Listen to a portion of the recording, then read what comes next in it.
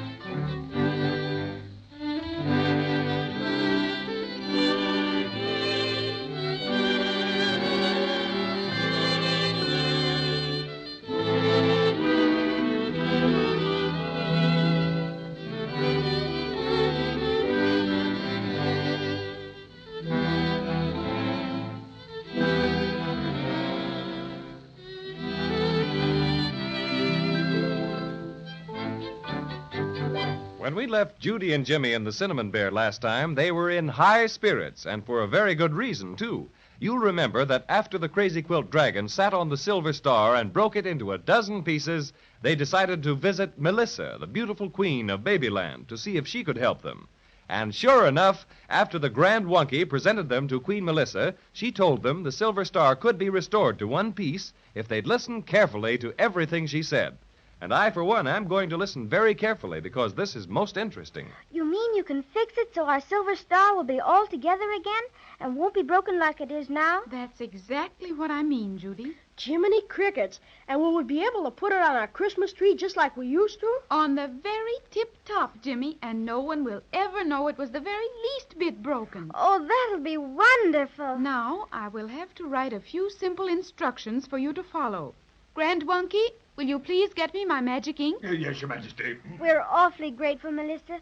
We were just about to give up and go home. You bet. And after all the things we did to get the star, too. Here's the magic ink, Your Majesty. Thank you, Grand Wonky. And now I will write down the instructions for you to follow. There. Now, I've put the instructions inside this envelope, Jimmy, and you must follow them exactly. Oh, goody.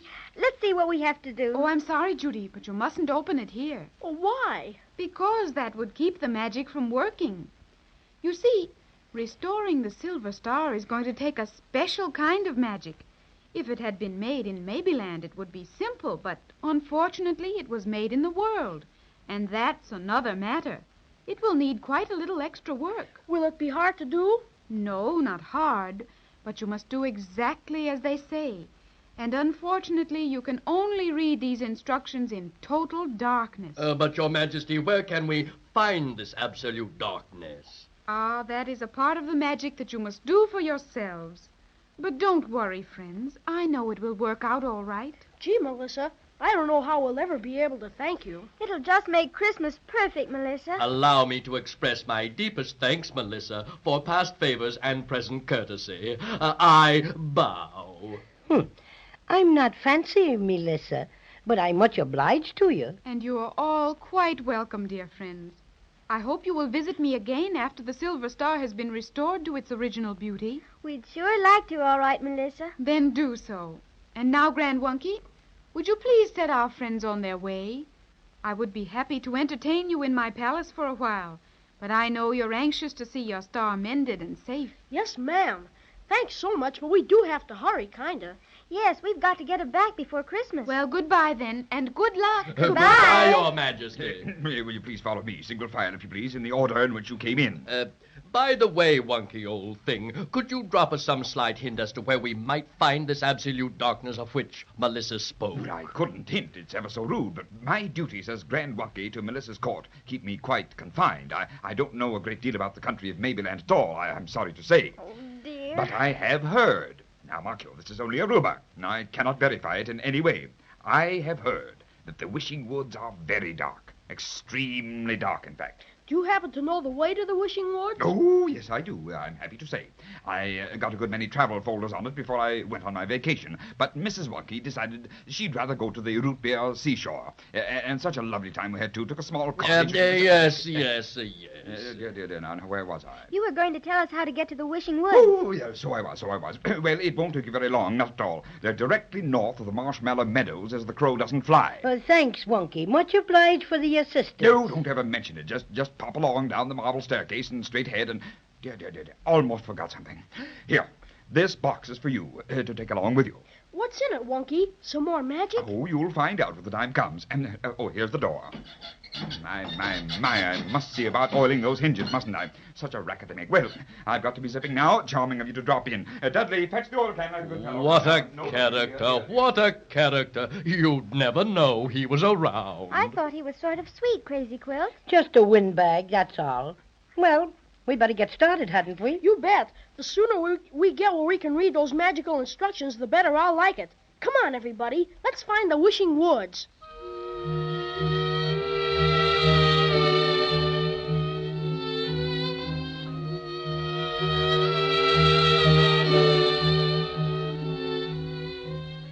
I wonder if this is the Wishing Woods. Oh, I'm sure it is. There's a sign over there that says Wishing Woods. Oh, I'm so glad. Look, there's another sign. What does it say? Wait a minute. It's printed a bit smaller. Oh, S.S. Crocodile-esque. What does that esque mean? I expect it means to esque, S.S. Crocodile. Oh, I guess he spells like me. Have you still got the broken pieces of the silver star in your hanky, Jimmy? Yep, safe and sound. Well, you have Melissa's instructions, too, so I think I better carry your hanky for you. All right. Here it is. And now, shall we follow this little path? Seems to be as good as any. Maybe this crocodile person can give us some idea as to where it is totally dark in the Wishing Woods. He might at that. Cinnamon Bear, did you look in that box that the Grand Wonky gave you when we left the palace? No, why? I was just awful curious, that's all. Well, there's no special orders about opening this, so here it goes. Oh. Bless my stuffing cinnamon buns. Let me see. Oh, Jimmy, peanut butter sandwiches and apple pie? And lollipops, if I'm not mistaken. Oh, boy. This is swell. Oh, here's a note. My dear friends, I hope you will enjoy your picnic lunch in the Wishing Woods. When you have finished, tie up the box again, and the next time you are hungry, open it, and you will find another lunch. Love, Melissa. Gee, Melissa sure's a peach, all right. Well, far be it from me to call our gracious ruler by such a name, but she surely is kind and thoughtful. Yummy. Such cinnamon buns. Chock full of currants, too. My, I didn't know I was hungry, but I certainly was. Delicious. I'll tie up the box just like she said. Well, shall we be moving? Oh, I say, look ahead, down the path a bit. My goodness, it's a bathtub. Yeah, and it's a big white one just like we have at home. What a strange place for a bathtub. What's that funny noise? It's coming from the bathtub. Why, so it is. There must be something in it. Hello! Bless my stuffing, it's a crocodile. It must be the one on the sign. S.S. Crocodile-esque. Welcome to the Wishing Woods. Who am I? I can see it by the look in your eye. Ha ha! Why, I'm Snick. Of course, and very pleased to meet you. By the way, who are you? I'm Judy, Mr. What did you say your name was? Snick, little girl. And who are the rest of you? I'm Jimmy. Patio Cinnamon, the Cinnamon Bear. I'm the Crazy-Quilt Dragon. Well. So kind of you to come all this way to see me. But I'm very glad you came today. There hasn't been a single person, and I was beginning to feel quite lonesome. Well, you see... Of course, I'm very comfortable with my bath, like my tub. Quite an acquisition it was, very. I got it when they redecorated the royal bath last spring. Genuine porcelain with chromium taps. It's very nice, but you say one can't spend all one's time in the bath. Ha-ha! That's because you've never thought of the bath in all its possibilities. You are quite right, Have you ever noticed the wonderful acoustics in a bathtub? Of course you haven't. Have you ever thought of a bathtub singing as a fine art? Again, you have not. But Snapper Snick has. Oh, yes, indeed. That is why I have remained a hermit, as it were, in the midst of the wishing woods, perfecting my art until it can be heard in all its glory by the listening world.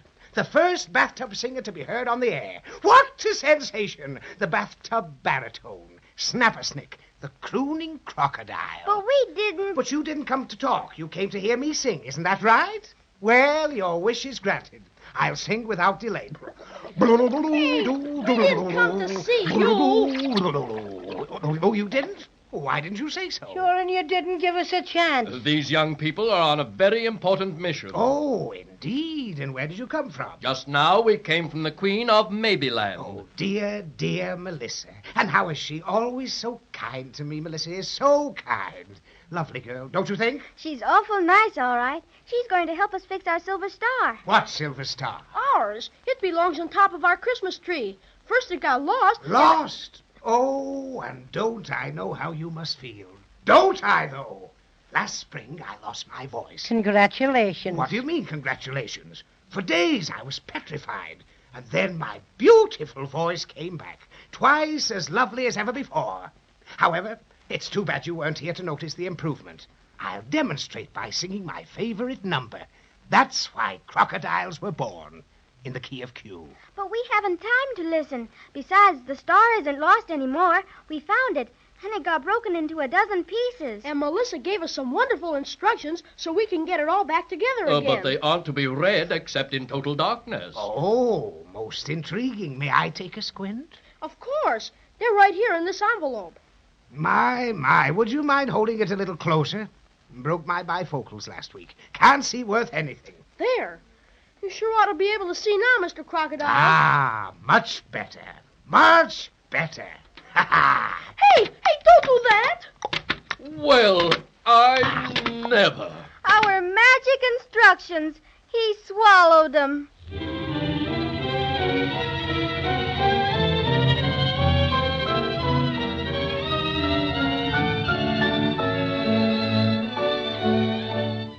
Well, there seems to be a regular epidemic of swallowing things, doesn't there? First, the wailing whale swallowed the silver star, then Crazy-Quilt swallowed the whistle which Fee-Fo the giant gave to Jimmy, and now Snapper Snick, the crooning crocodile, has upped and swallowed Melissa's most valuable instructions.